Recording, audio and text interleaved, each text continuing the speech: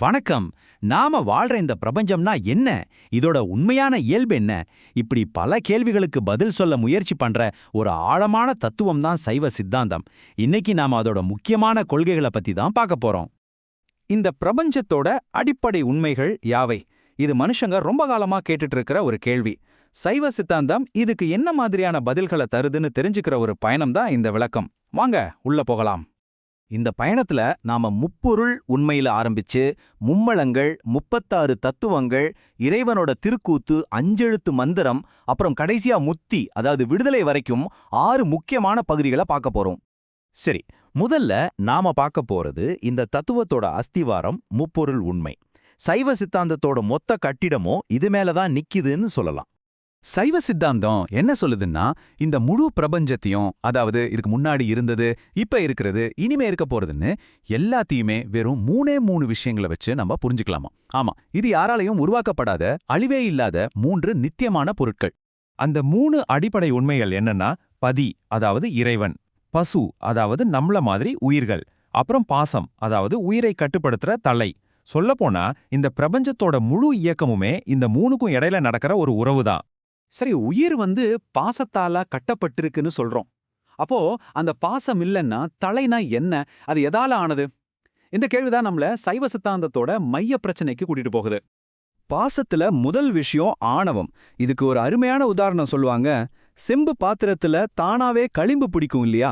அது மாதிரி உயிரோட உண்மையான அறிவை இயல்பாவே மறைக்கிற ஒரு விதமான ஆன்மீக இருட்டு தான் இந்த ஆணவம். உயிர் தன்னைத்தானே உணராம இருக்கிறதுக்கு இதுதான் மூல காரணம். அடுத்தது கன்மம். ரொம்ப சிம்பிளா சொன்னா நம்மளோட வினைப்பயன். நாம செய்யற ஒவ்வொரு நல்லதுக்கும் கெட்டதுக்கும் ஒரு விளைவு இருக்கு இல்லையா? அந்த விளைவுகள் தான் நம்மள இன்பம் துன்பம்ன்ற ஒரு சக்கரத்துல சிக்க வைக்குது. இதனால தான் நாம திரும்ப திரும்ப பிறந்துட்டே இருக்கோம். 3வது மாயை. இதுதான் நாம பார்க்குற இந்த உலகத்தோட மூலப்பொருள். ஒரு ஸ்டேஜ் மாதிரி வச்சுக்கோங்களேன். ஆணவத்தால அறியாமையில இருக்கிற உயிர் தன்னோட கர்மத்தை அனுபவிக்கிறதுக்கு தேவையான உடல், கருவிகள், இந்த உலகம், அனுபவங்கள் எல்லாத்தையும் கொடுக்கறது இந்த மாயை தான். சரி, இந்த மாயை நாம் அனுபவிக்கிற இந்த உலகத்தை எப்படி உருவாக்குது?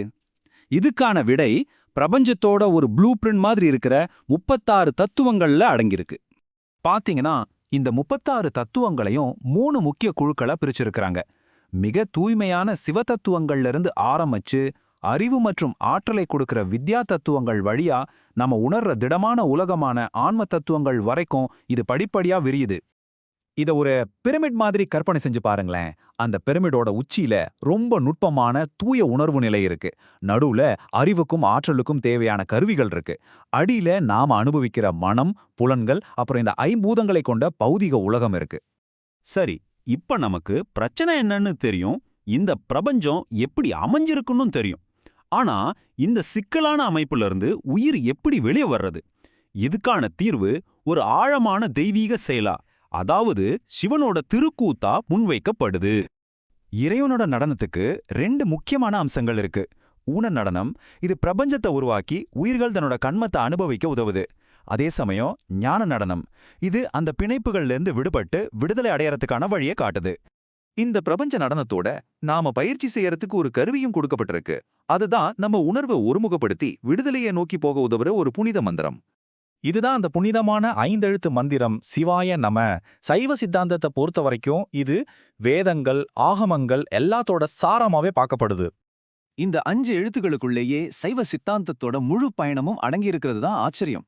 மாவுல இருக்கிற மலம், நாவல இருக்கிற மறைப்பாற்றல், இதுல இருந்து யா என்ற உயிர், வா என்ற அருளோட துணையோட சி என்ற சிவத்தை அடைகிற பயணத்தை இது காட்டுது. அப்போ இந்த முழு பிரபஞ்சத்தோட செயல்பாடு, இந்த ஆன்மாவோட பயணம், இதோட இறுதி இலக்கு என்ன? அதுதான் முத்தி, அதாவது உயிரோட இறுதி விடுதலை. விடுதலைங்கிறது சாலோக்கியம், சாமீபியம், சாரூபியம், சாயுச்சியம்னு 4 படிகளை கொண்ட ஒரு படிப்படியான பயணம். இதோட உச்சக்கட்டமான சாயுச்சியத்துல உயிர் இறைவனோட இரண்டர கலந்து தன்னோட உண்மையான பேரின்ப நிலையை அடையுது. இந்த மேற்கோள் இந்த தத்துவத்தோட இறுதி லட்சியத்தை ரொம்ப அழகா சொல்லுது.